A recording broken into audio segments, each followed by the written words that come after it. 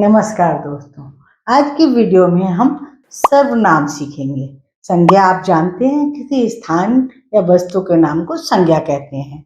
और सर्वनाम क्या होता है? संज्ञा शब्दों के स्थान पर जो शब्द प्रयोग किए जाते हैं उन्हें हम सर्वनाम कहते हैं। जैसे यह, वह, तुम, मैं। तो हम नामों के स्थान पर उन शब्दों का प्रयोग करते हैं। इसकी परिभाषा क्या होती है, को कैसे पहचानते हैं, इस बारे में विस्तार से जानते हैं और देखेंगे वीडियो में कि सर्वनाम क्या होता है। चलिए शुरू करते हैं।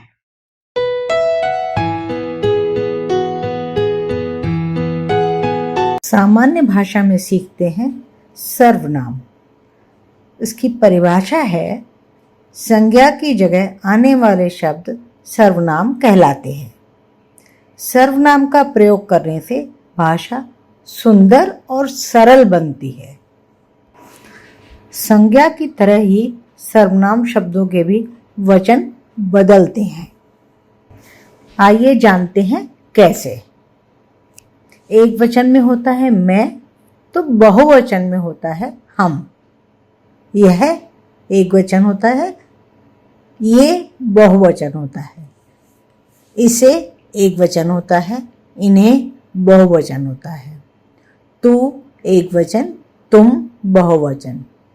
वह एक वचन, वे बहुवचन। उसे एक वचन, उन्हें बहुवचन। अब हम सर्वनाम के भेद जानेंगे, यानी कि टाइप्स ऑफ प्रोनाउंस। सर्वनाम 6 प्रकार के होते हैं। पुरुषवाचक सर्वनाम, निजवाचक सर्वनाम, निश्चयवाचक सर्वनाम, अनिश्चयवाचक सर्वनाम, संबंधवाचक सर्वनाम और छठा प्रश्नवाचक सर्वनाम। अब इनके बारे में हम विस्तार से जानेंगे। पुरुषवाचक सर्वनाम भी 3 प्रकार के होते हैं। उत्तम पुरुष सर्वनाम, मध्यम पुरुष सर्वनाम और अन्य पुरुष सर्वनाम। पुरुषवाचक सर्वनाम की परिभाषा जानेंगे। जो सर्वनाम शब्द बोलने वाले या सुनने वाले के विषय में कहा जाए, उसके लिए उन शब्दों का प्रयोग होता है, वे पुरुषवाचक सर्वनाम होते हैं। जैसे मैं, तुम, उसे, हम, तुम्हारा, वह, उसका, उनका, हमें, तुम्हें, वे आदि। उदाहरण देखिए, मैं धीरे से बोला, तुम उसे भी साथ ले आते। तो इसमें मैं, तुम और उसे, ये शब्द जो हैं सर्वनाम शब्द हैं। अब इसके हम प्रकार जानेंगे। सबसे पहला प्रकार होता है उत्तम पुरुष सर्वनाम। उत्तम पुरुष सर्वनाम वो होता है जो शब्द बोलने वाला या लिखने वाला अपने लिए प्रयोग करता है। जैसे मैं, हम, मेरा, हमारा, मैंने, हमें। ये उत्तम पुरुष सर्वनाम हो गए। दूसरा होता है मध्यम पुरुष सर्वनाम। मध्यम पुरुष सर्वनाम वे होते हैं जिसे बोलने वाला जिन शब्दों का प्रयोग करता है वह सुनने वाले के लिए करता है, उसे मध्यम पुरुष सर्वनाम कहते हैं। जैसे सामने वाला वो है, उससे हम कहेंगे तू, तुम, आप, तुम्हें, तुझे, तुम्हारा, आपका, आपने। यह मध्यम पुरुष सर्वनाम हो गए। अब तीसरा होता है अन्य पुरुष सर्वनाम।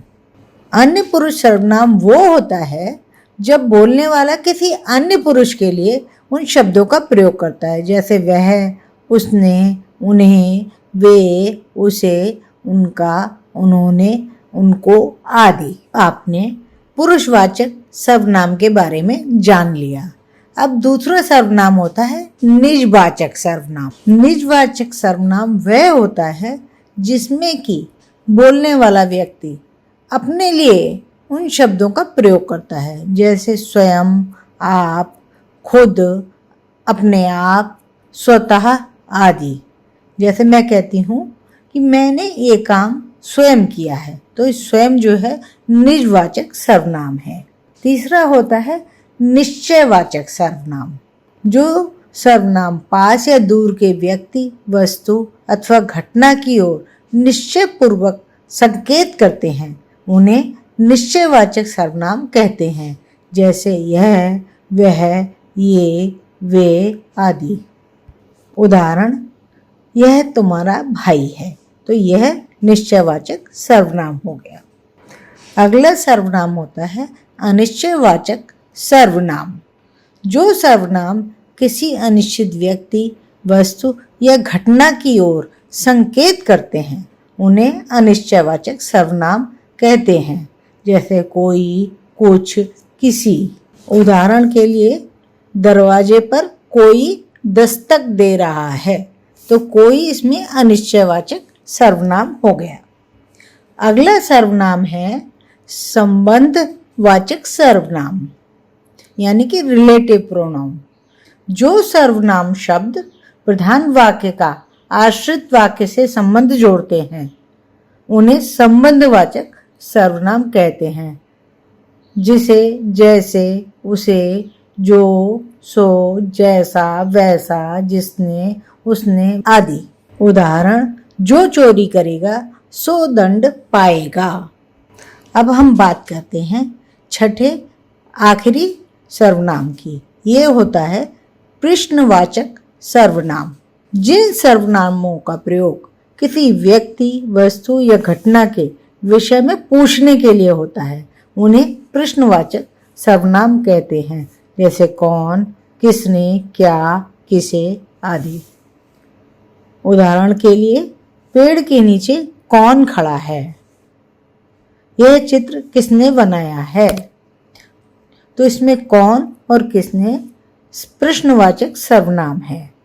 आइए सर्वनाम का अभ्यास करते हैं। सबसे पहला वाक्य है, मैं खाली स्थान अपने जन्मदिन पर बुलाऊंगा। तो बताइए क्या भरेंगे इसमें, तुमको या तुम्हें? इसमें होगा तुम्हें। मैं तुम्हें अपने जन्मदिन पर बुलाऊंगा। दूसरा वाक्य है, क्या खाली स्थान दोपहर का भोजन कर लिया? इसमें आपने भरेंगे या तुम्हारा? आपने। क्या आपने दोपहर का भोजन कर लिया? तीसरा वाक्य है, मेरे पास कार है। तो इसमें क्या भरेंगे, कोई की या किसी की? किसी की। मेरे पास किसी की कार है। तो इस तरह आप धीरे धीरे वाक्य समझ पाएंगे और उनमें क्या सर्वनाम आना चाहिए वह भी समझ पाएंगे। आशा है आपको अब सर्वनाम समझ में आ गए होंगे।